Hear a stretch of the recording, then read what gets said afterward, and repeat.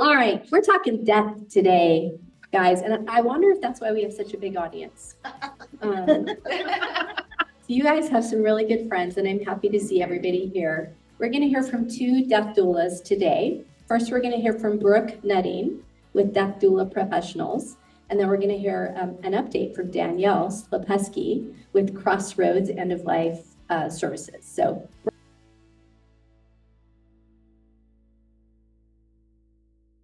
Well, good morning, everybody. It's 9 o'clock on Wednesday, and that means it's time for 1 Million Cups. So I hope that's what you're all here for. The first thing to do is to check in. So point your smartphone at that QR code or at the cards that are sitting around on the tables, and let the Kaufman Foundation know that the Albuquerque chapter of 1 Million Cups is thriving. That's not without reward to you. If you check in on 3 separate occasions, you'll get a pen. 6 separate occasions, you'll get the coveted 1 Million Cups notebook. See, I know you got your notebook yet? She's got hers. All right. Guys, communicating with our audience. All right. And here's our mission. Our mission is to lower the barrier of access to education, resources, and connection for entrepreneurs all across the United States. Entrepreneurship is a lonely journey, and you don't know what you don't know, and you're going to need help along the way. So that's what Million Cups is here for. And we're here to give you the advice and the connections that you need to advance your business.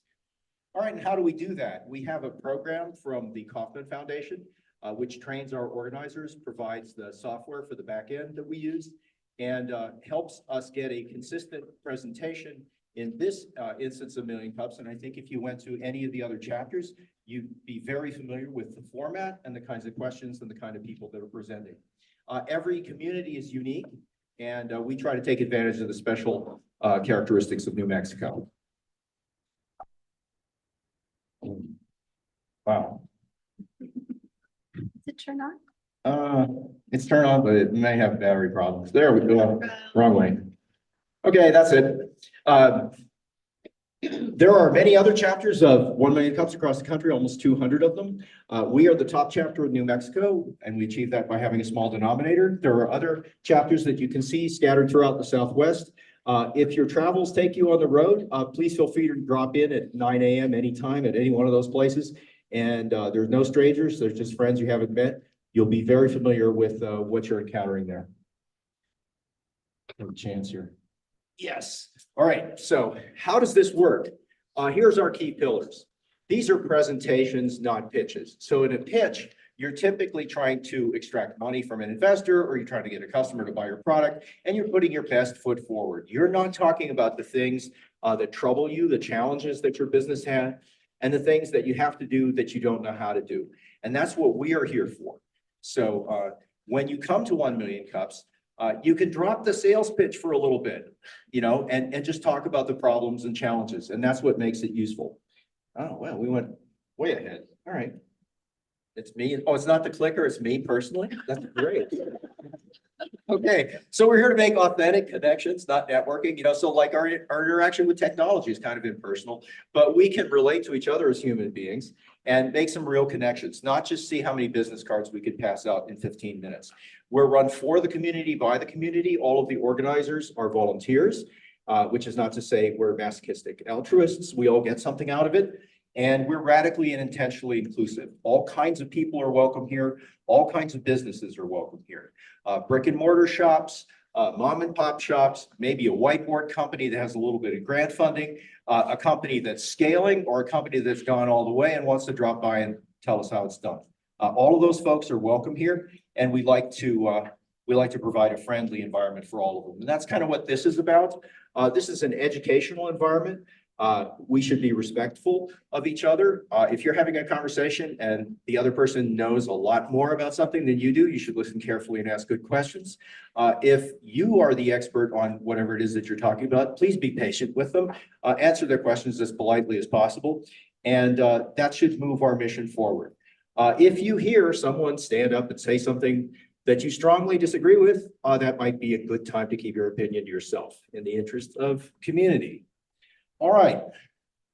It's easy to apply to present. You can talk to any of the organizers and we can talk you through it. Or if you're a hacker, you can try to get through the website and do it yourself. Just kidding. It's a little bit easier than that. All right, and yeah, why should you present? If you have a for-profit business defined as a business that sells goods or services for more than it costs to produce them, and you're in market and you've sold to someone besides your mom, and you've been in business for less than 5 years, you're the perfect company to present here.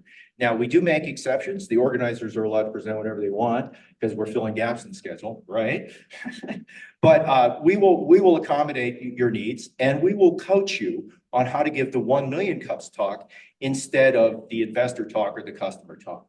So please apply, and I think you'll benefit from it. And don't wait for some company milestone. I'm taking my own advice here. I've been waiting for some company milestone. I said, the heck with it. I'm going to talk on May 22nd. Just don't wait for something special to happen. Come here, give a talk, something special will happen. All right, here's our organizing team. I'm Paul Sutter with Equity. Lisa Atkins here with Fat Pipe.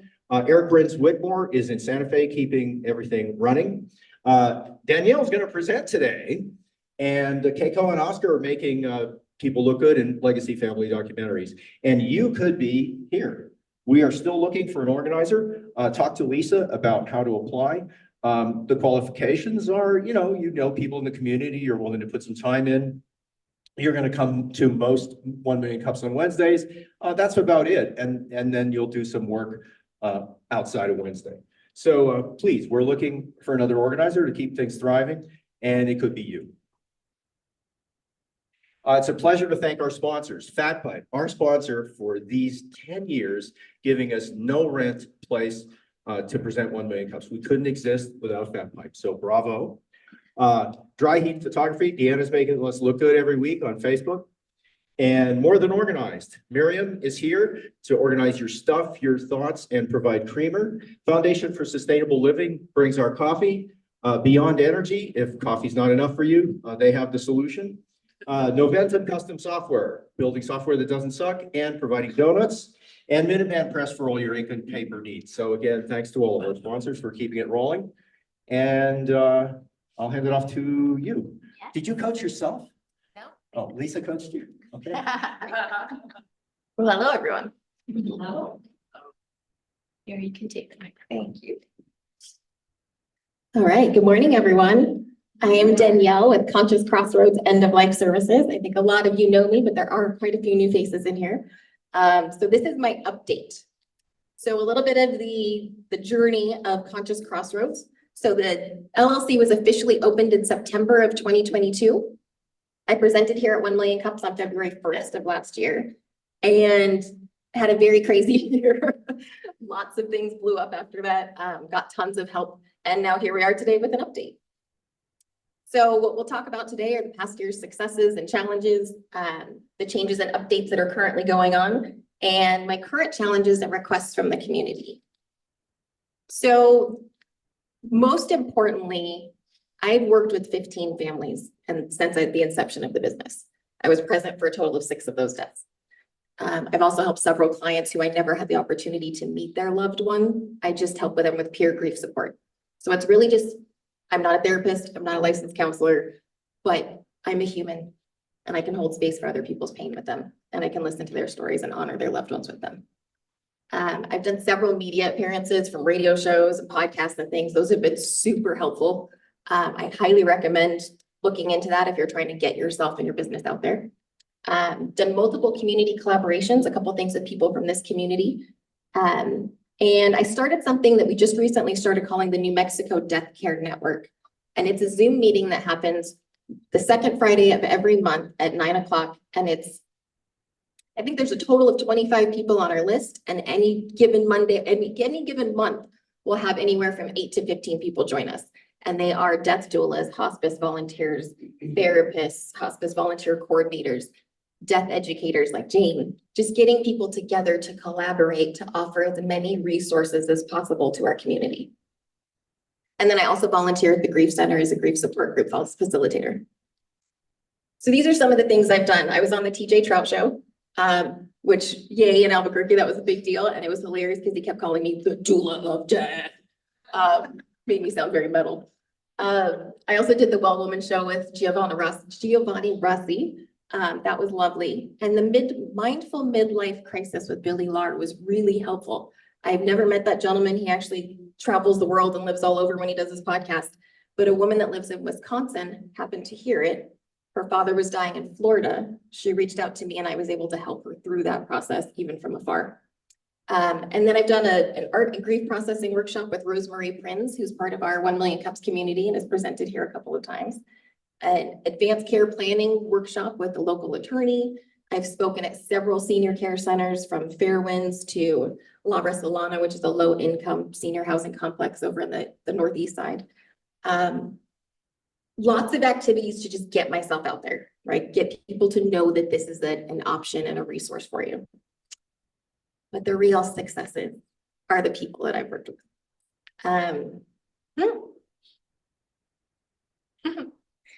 I did not expect to get that emotional just looking at that slide. Okay.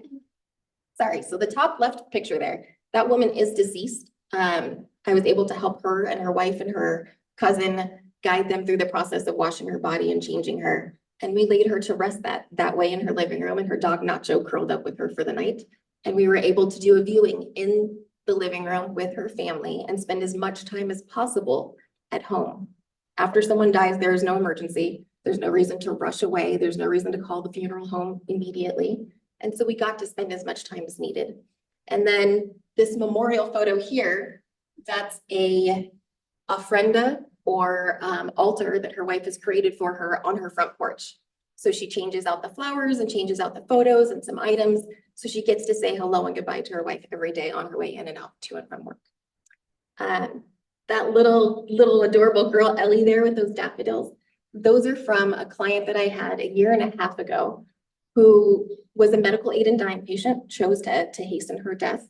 And in planning, I asked her what kind of flowers she would like in the room. And she told me daffodils were her favorite, but it was October, so we couldn't get them. So I put together bags of bulbs with daffodils with a poem and a photo on the front of the bag.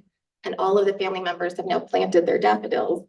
And so her memorial and legacy keeps popping up every spring. And so that's her grandniece with their daffodils. And then the woman I told you guys about that I helped from afar, this one here is her altar or ofrenda for her father. She did that again at my suggestion and said it's been super helpful. She was also able to walk her father through an anointing ritual where she just placed some essential oils on different parts of his body and said kind of a prayer of gratitude for that body part and all the things that it has done throughout his life. She said it was a beautiful way to say goodbye to him and to honor him. And that she would have never probably done it had she not had somebody kind of give her the permission and to walk through it with her, so she didn't feel like she was doing that alone.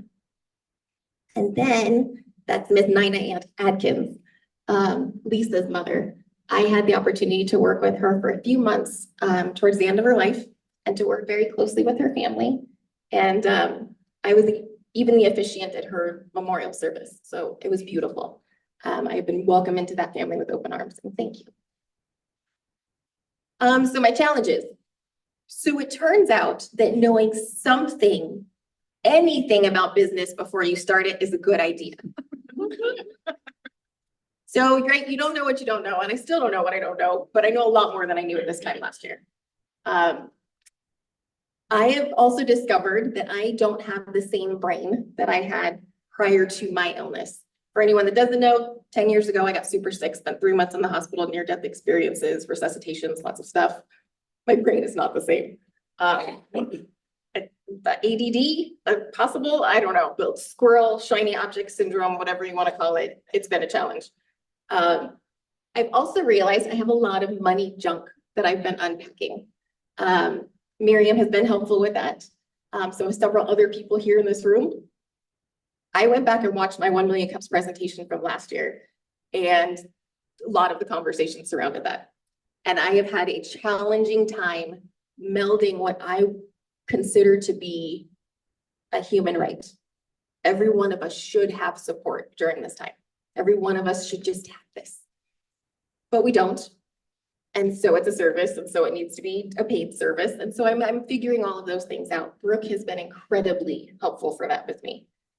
I've gone from everywhere from trying to figure out how to do a nonprofit to nonprofit funds and now I'm at the point where with creating this New Mexico Death Care Network, we have a team of people and resources, some of which are retired and are able to provide their services volunteer or pro bono.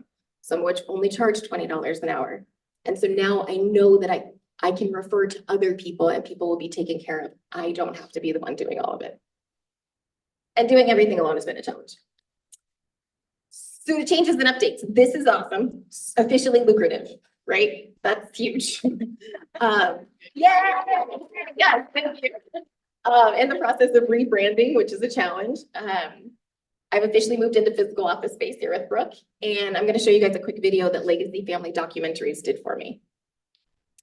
So this officially lucrative thing is huge. So I worked with Miriam towards the end of last year. I did some other things. I read a book by Genevieve Chavez Mitchell called Sacred Money, and did a lot of the rituals and things in there. And just so far this year, in the first 4 months, I've made more than all of last year total. And I officially started paying myself, so that's huge. And these people all listed here have been so helpful. So Luke is my husband, and A, without him financially supporting us, none of this could have happened in the last year. B, he is my rock, right? The work I do is super emotional and really hard. And I need somebody to kind of hold my kite string. And I could not do any of this if he wasn't there, so thank you. Paul and Genevieve have been super helpful in tons of ways. And so Vincent, Silviana, Miriam, Brooke, thank you, thank you. Mr. Alan Ramos, thank you, thank you. And Lisa, thank you. So this whole new logo rebranding thing, it was a great idea because it was like, ooh, I can finally get somebody to design a logo for me because I created my first one just on Canva quickly. But that means now I have to put it on all the printed materials and the website and it's a lot. It's a lot of things. And I now realize I need the consistency across all of those materials, but I really need to simplify my messaging. I have way too many words on all my stuff. I have no idea how to take this concept and put it into sound bites, right? We live in a world that's all about instant gratification of 5-second Vine videos and TikToks. I don't think like that. I don't work like that. I need help. There's our office space. Yay, you've already seen it, but we are having an open house on May 10th. We will have our doors open from 1 to 7. We'll have snacks and drinks and stuff out. There are flyers here on the table. Please come by and just check out the space and come see what we have to offer. So again, the challenges are this rebranding, marketing, simplifying messaging. Anybody's good with that stuff and can help, that would be fantastic. As I talked about, looking for more speaking engagements, any opportunity to get in front of crowds and to work with people and to let them know that these resources are there and that it's okay to have these conversations. And spread the word. So come to one of our events, or even better, host an event. So we're constantly trying to figure out creative ways to get people to have these conversations. And so we're holding a party this Saturday called Mortality and Merlot. And so it's a wine tasting event where we're going to talk about death, dying, loss, and grief. Getting people a little bit of liquid courage can help. So we're smart about that. This one is currently full, but if anybody is interested and you would either like to host one or sign up for the next one, we will put you on a list. So I think that's that. And now I'm going to show this quick video from Oscar and Keikoa. End-of-life coaching, just like life coaching, can be a huge catalyst for change in someone's life. But we just do it a little bit differently. We do it by bringing your mortality to the forefront of your mind. So I would walk a young, healthy person with death far off in the future through a guided meditation where they're given a life-limiting diagnosis and they'll be gone in 3 months. So if you knew that you would be dead in 3 months, what relationships would you nurture? Which relationships need reconciliation? What spiritual or religious practices are important to you? What's the life legacy that you're leaving behind? How will you be remembered? And is it the way you want to be remembered? And so we dive into all of these really deep questions. It changes how we live. You know, we plan for this conscious, aware death, and in the process, we start to live a more conscious life. I think so often in life, we just get by, right? You go to work, you work all week just to get to the weekend. We involve ourselves in tons of distracting behaviors, you know, whether that's scrolling through social media or binging on Netflix, or maybe having a few too many glasses of wine a week. And before we know it, we're at the end of our lives and we're not sure what happened. We didn't do the things we wanted to do. We didn't nurture the relationships we wanted to. We let fear get in the way. And so for me, living consciously is being aware of all of those things. Right? Like when you're with the people that you're with, be with them, be present, put your devices down, talk to your children, talk to your spouses, call your mom, you know, all of those things, because we don't know how long we have. By the time I get to the end, by the time I get to my crossroads, I hope that I've done all the things I wanted to do. I've said the things I wanted to say. I've connected with the people that matter to me. And those people know how much they matter to me because I've told them. I don't want to leave anything out on the table.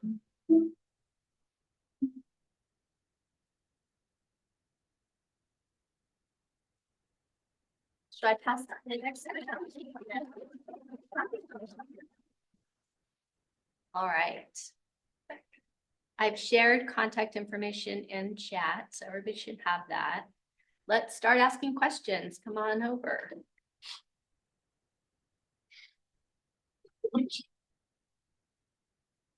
Hi, Daniel. Hello.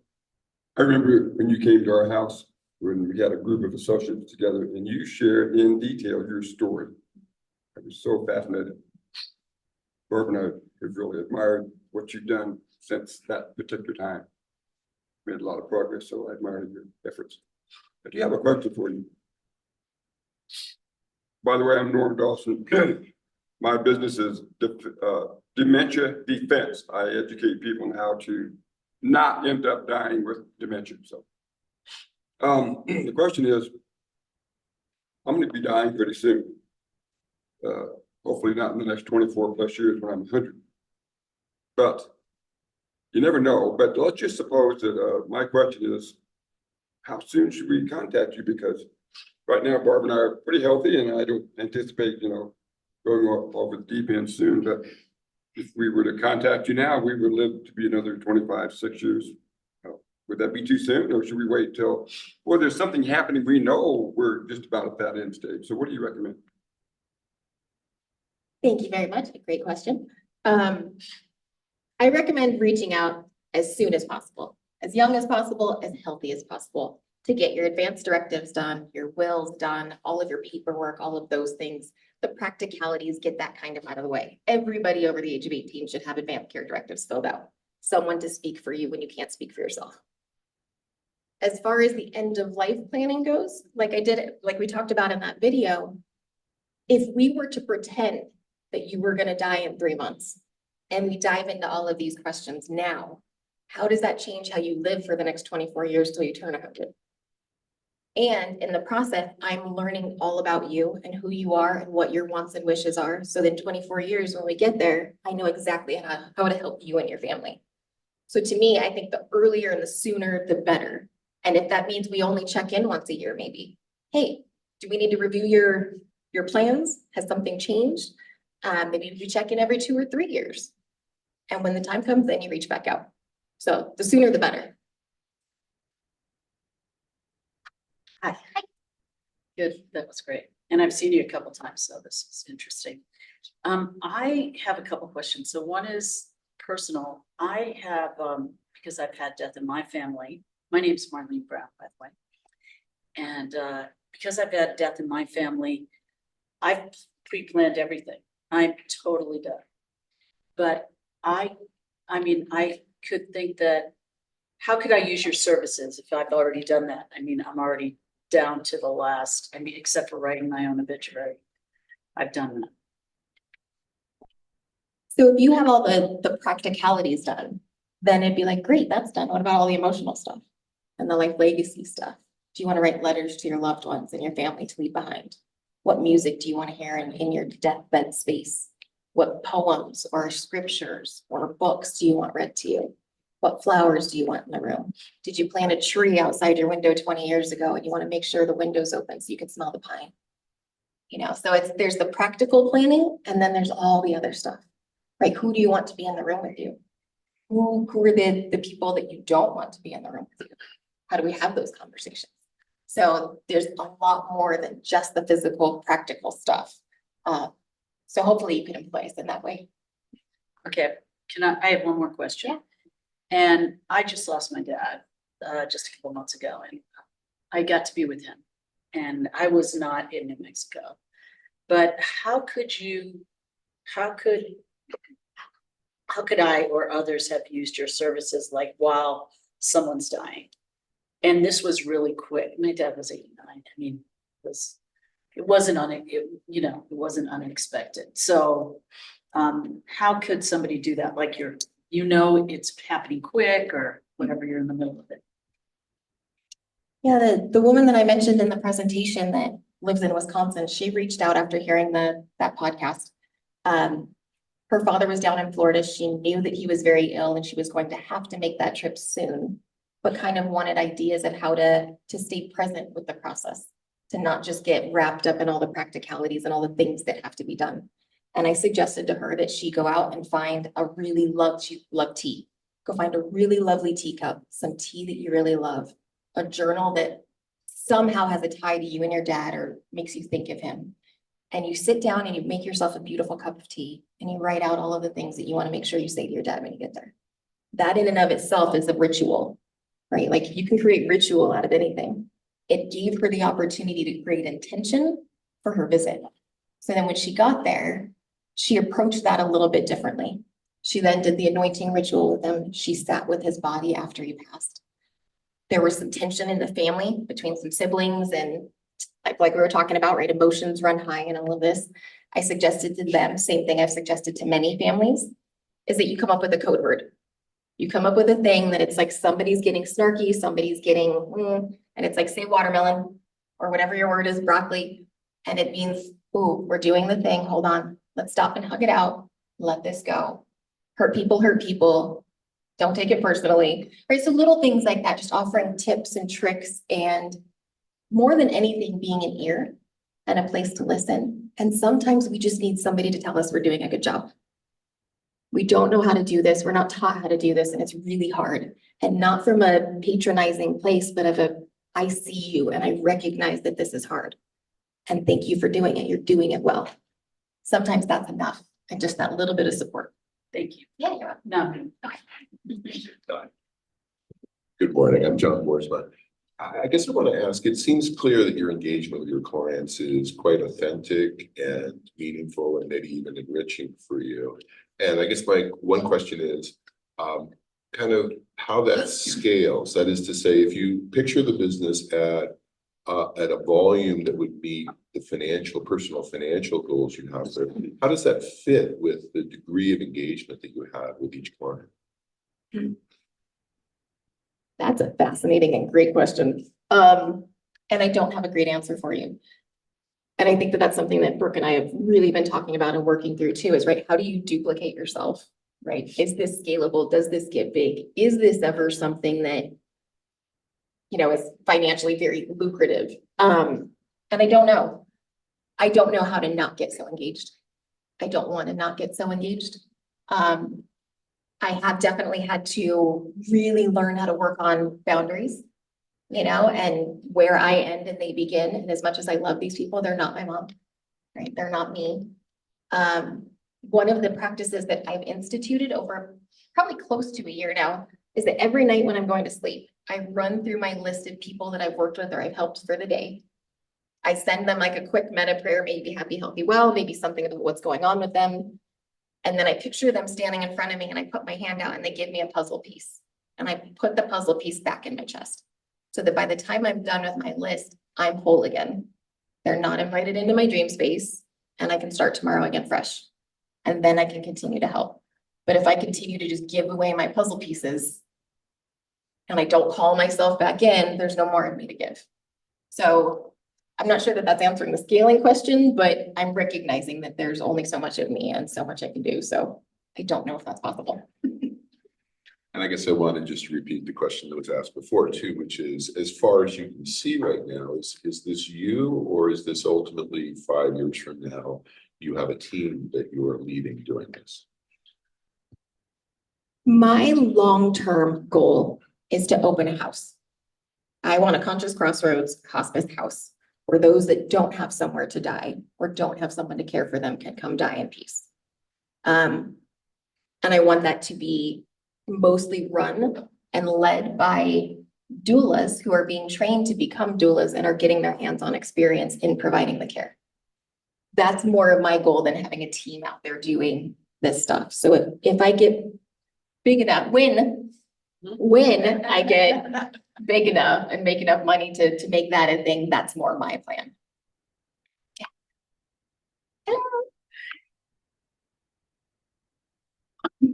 Excuse me, I'm Alan Ramos. I'm a retired serial entrepreneur. And thank you for pointing out the day I met you, which is February 1st of 2023. I'm not here to ask a question, but rather I'm here to pay homage to you. There were three things that impressed me about you that day.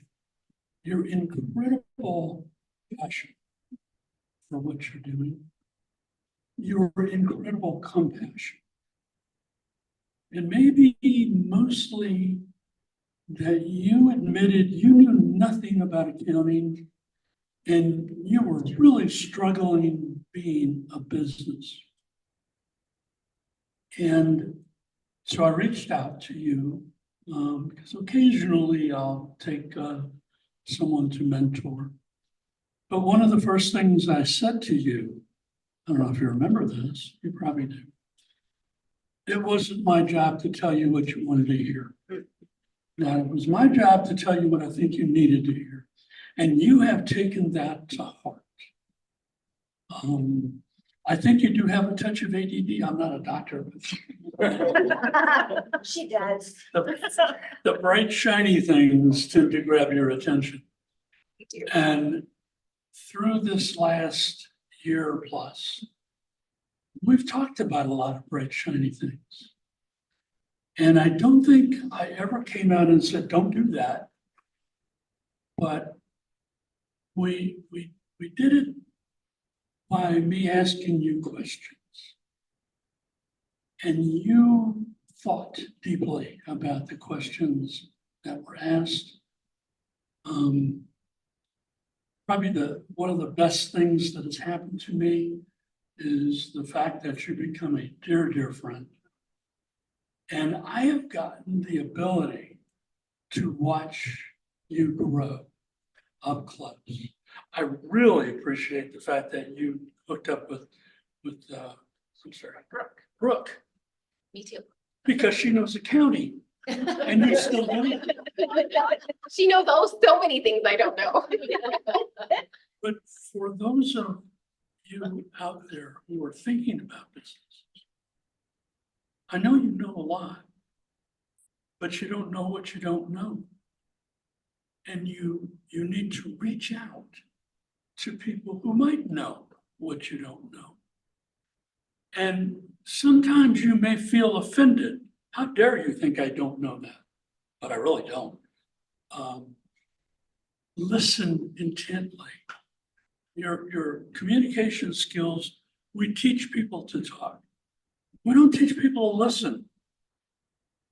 You've listened, you've talked, you've been honest with you, most importantly, and with me. And I just want to congratulate you for doing such a wonderful job of growing this last year. And I'm just looking forward to watching you grow for the next years.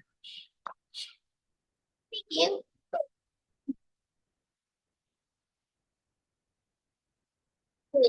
Yeah, so thank you guys. Thank you. I think you're fantastic, Danielle. Two more questions. Red or green?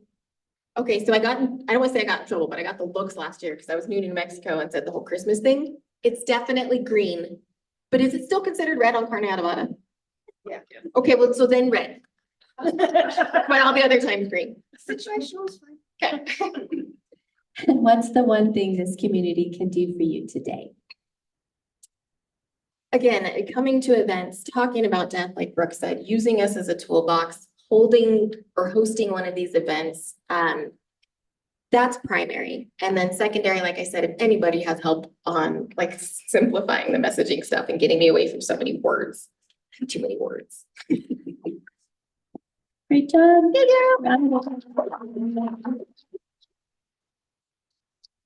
We only have like a minute left, so any newbies, I see some newbies. If you've never been here before, please come up, introduce yourself, tell us who you are, how you heard about 1 Million Cups. You too. Come on up, just a quick introduction, tell us who you are and why you're here and when you're gonna apply. Well, I don't know what to apply for. Just chip it in. Oh, Yeah. Hey everyone, I'm Molly Moran and I own Green Sweep, which is an eco-friendly cleaning company here in Albuquerque for the last 15 years. And I also own Live Bright, or I should say I've started Live Bright, which is a movement to empower entrepreneurs to live lives that are happy, successful, and free. And I do that through coaching, small group and one-on-one coaching, as well as I'm getting ready to launch a podcast. So I'm excited to be here. This is my first time here. Kind of got away from local networking for a little bit and during COVID and all that. Anyway, so I'm stepping back into it and it's nice to see a few familiar faces and I look forward to meeting more. Thank you both for your presentations. They were fantastic. We're so glad you came. Morning, everybody. My name is David Tetro. I'm actually a business banker with Bank of Albuquerque. I used to come to 1 Million Cups probably 6 or 7 years ago in another life, but I've worked with entrepreneurs, business owners of all shapes and sizes the last 12 years of my career. And I came back because Brian invited me last week. So I was here, I had a donut, I listened, but I definitely really appreciate 1 Million Cups and happy to be here. So thanks for having me. Thanks for Yeah. coming. Yeah. I'm Kathy Callaghuser. I grew up here, moved away for a long time, and decided to come back and take care of aging parents in 2019. Bought a house, was going back and forth between Utah and here as I spill my coffee. And I was an active part of 1 Million Cups in Utah, so I brought my mug with me today. In coming back, I ended up being COVID contact tracing director for the state. We had a business in Utah, and with the pandemic, all of my school-based and tribally based contracts ended. And so what was I going to do? Decided to come back and applied for a job to make a difference with COVID and was successful at that. Did that for 2 years, have a lot of PTSD about being in crowds. So I was a little reluctant to come to a crowded space. Spent a year with the PED being their chief statistician, and now I qualify for Medicare. So I am starting my business back up again because insurance is no longer a barrier. And so you're going to hear me the beginning of May, and I'll tell you what I'm doing. She's already applied. I feel like a slacker. I'm Holly Baldwin. I'm a recovering, burned out nonprofit executive director.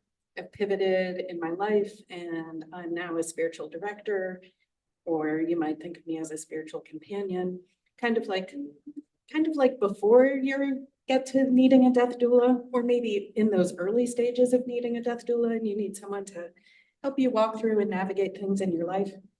So that's what I do as a spiritual director, spiritual companion. I also hold space for folks either in small groups, larger groups, work settings, retreat settings, to explore the deeper questions that are operative in their life or in their business, in their workplace. I've been doing this for about a year full-time, or well, not full-time. I am a not full-time, fully self-employed person. So Yeah. I'm growing my business and I'm excited to learn what y'all are about here. Thank you for coming.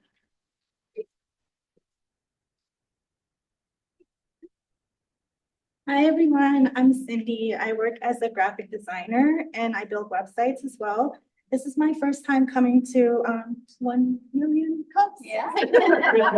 I was invited here by Lisa and I'm just looking to connect. So I'm going back into the freelance world. I used to work for corporate as a website designer and I'm just looking to build my network. Great job. Awesome. We're a little over. Come on and wrap it up for us. All right, we're running over. I'll be brief. Thanks for the two of you. I mean, it's great to see people doing something to actually improve people's lives, not just extracting data from them and selling it to advertisers. So bravo for a business that actually improves the world a little bit. So thank you. Give them a hand. It's also great to see all the help that people here give to aspiring entrepreneurs like these. So keep it up, and I'll see you next week. Thank you.